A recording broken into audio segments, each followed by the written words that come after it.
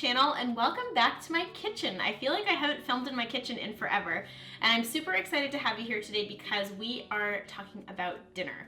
I know that dinner is something that a lot of people struggle with, especially when it comes to people that are working full-time or maybe you're going to school full-time.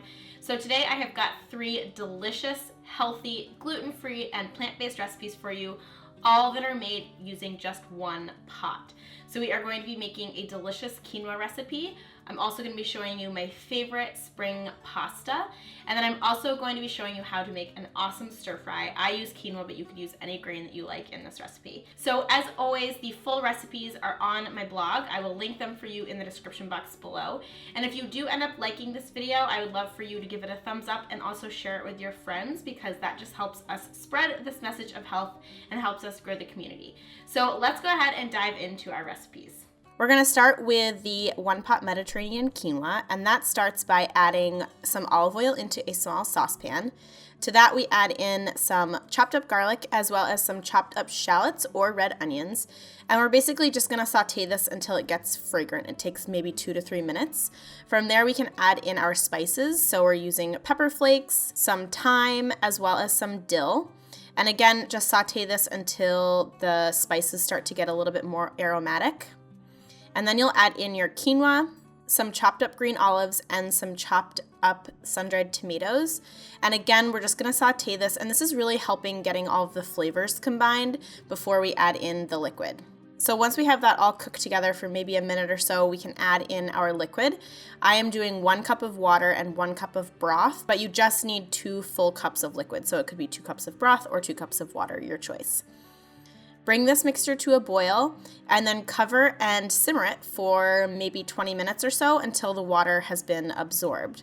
From there, you can add in your spinach. You can either use fresh or frozen, as well as some chickpeas, and stir this all together until it's all nice and hot and warm, and it should be perfect as is. You could also season it with a little bit of salt and pepper if you'd like, if you find that it's not salty enough, but I find with the broth and the olives and all that stuff, sometimes I don't need to add salt. And then you can just serve it up. So I like to serve this as is. It's also really great on top of greens, and it also is really great for meal prep. It saves while in the fridge. It can be reheated really easily, and I always garnish mine with a little bit of extra red pepper flakes and some fresh herbs. Today it was basil, but it's also great with chives, parsley, you name it. The second recipe is my all-time favorite pasta recipe. It's a spring pesto pasta, and it's super simple to make. We'll start with our pesto. This is my standard everyday vegan pesto recipe, so it starts with fresh basil, of course, and then we also add in some fresh garlic, some hemp seeds. You could also use any other nut or seeds, like pine nuts or anything like that, some nutritional yeast, salt, pepper, lemon juice. And then we're going to start by just blending this all up, and we will stream in the olive oil as the pesto is coming together. This, I have found, helps me use a little bit less oil. And if you are oil free, I believe that you can make this with water, but it won't be quite as creamy and luxurious.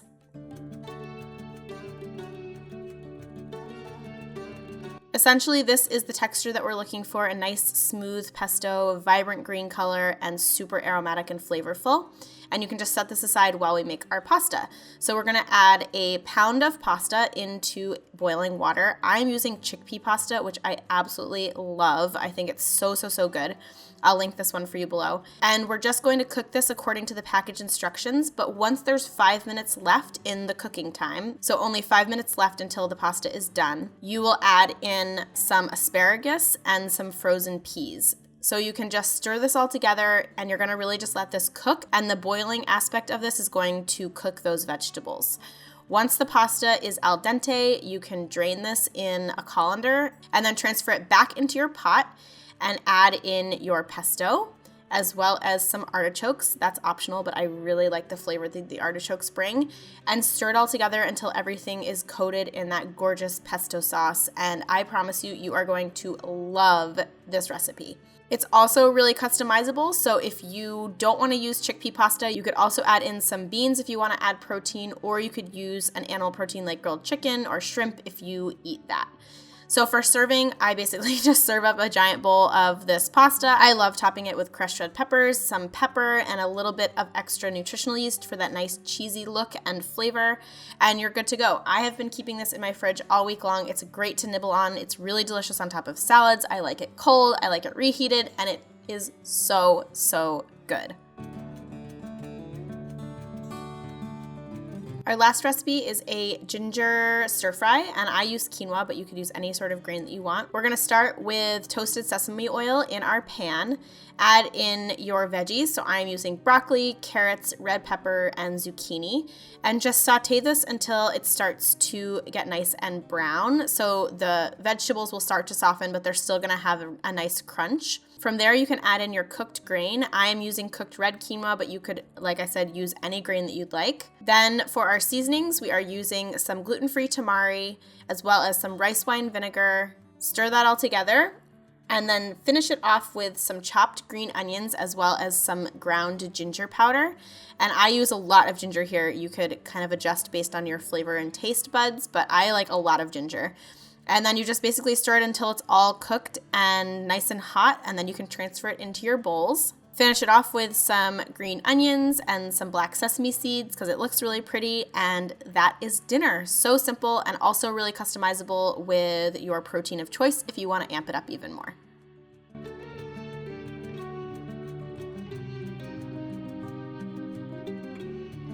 And there you have it, my friends. I hope you enjoyed today's video, and I hope you give these recipes a try because as you can see, they are super simple and they are packed with awesome ingredients.